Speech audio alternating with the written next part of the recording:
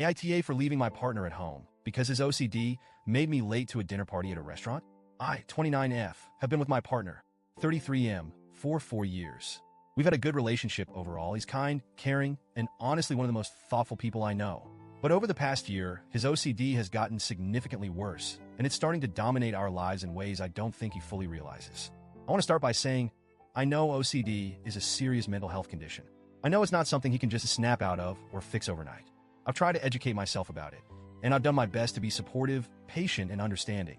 But there comes a point where the impact on our day-to-day lives becomes unbearable, and I'm honestly at my breaking point.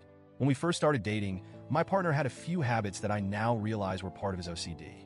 He'd double-check the locks on the doors before we left the house, make sure the stove was off, that kind of thing. It wasn't extreme, and honestly, I just thought he was being cautious. I didn't mind waiting an extra minute or two while he made sure everything was okay.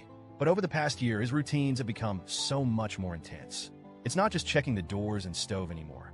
It's repeating certain phrases under his breath, checking every window in the house multiple times, and doing these internal mental checks that can take upwards of 30 minutes. It's no longer just a small quirk. It's something that has started to consume large chunks of our time together. The worst part is that he refuses to get professional help. I've brought it up gently so many times. I've suggested therapy, even offered to help him find a therapist who specializes in OCD. But he always shuts it down. He insists he can handle it on his own and that it's not that bad. But it is that bad.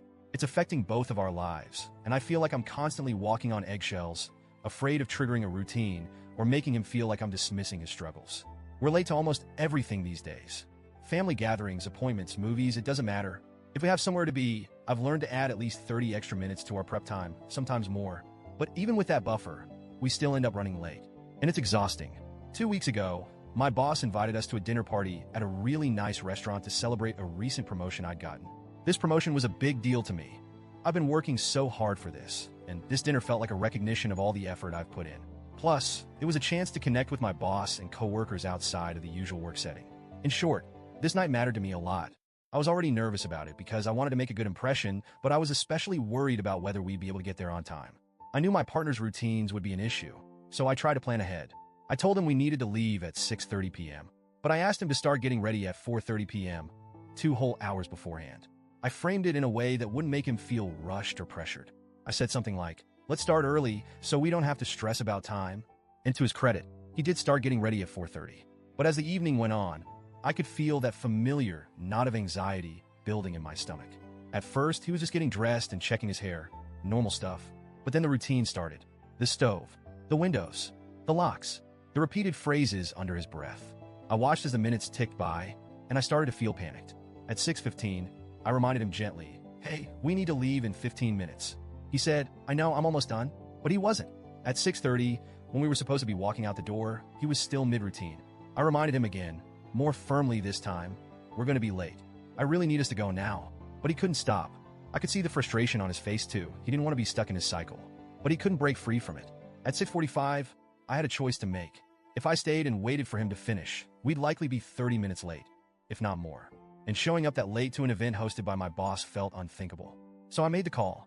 I grabbed my purse, looked at him, and said, I'm so sorry, but I have to go. And I left. I felt sick the entire drive to the restaurant. I kept replaying the moment in my head, wondering if I should have stayed, if I should have tried harder to calm him down or help him through his routine.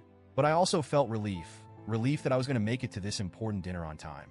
I ended up being 5 minutes late, which wasn't a big deal in the grand scheme of things. My coworkers were friendly and understanding, and I blamed traffic for the delay. The dinner went well, and for a few hours, I managed to push my guilt aside and just enjoy myself. But when I got home later that night, the tension was palpable. My partner was furious. He said I'd abandoned him, that I wasn't being supportive, that I should have waited for him no matter what. I tried to explain my side, that this dinner was incredibly important for my career, that I'd asked him to start getting ready 2 hours early, that I'd waited as long as I could. But he wasn't hearing it. He said that I made him feel like he was a burden, like his OCD was an inconvenience to me. And honestly, it is an inconvenience. But it's also so much more than that. It's heartbreaking, because I can see how much he struggles with it, how much he wishes he could just stop. But he can't, and it's eating away at both of us. It's been 2 weeks, and things are still tense between us. He's been distant and cold. We're barely speaking, and when we do, it's clipped and awkward. I feel guilty, but I also feel angry. I feel like I've done everything I can to be supportive, but his refusal to get help is making it impossible for us to move forward. I don't know what to do. I love him, but I also feel like I'm drowning. I can't keep living like this. Constantly late, constantly anxious, constantly worried about how his routines are going to affect our plans. But I also can't imagine walking away from him, knowing how much he's struggling. So, Ida, was I wrong for leaving him at home that night? Should I have stayed, even if it meant risking my reputation at work? Or was I justified in prioritizing something that was so important to me?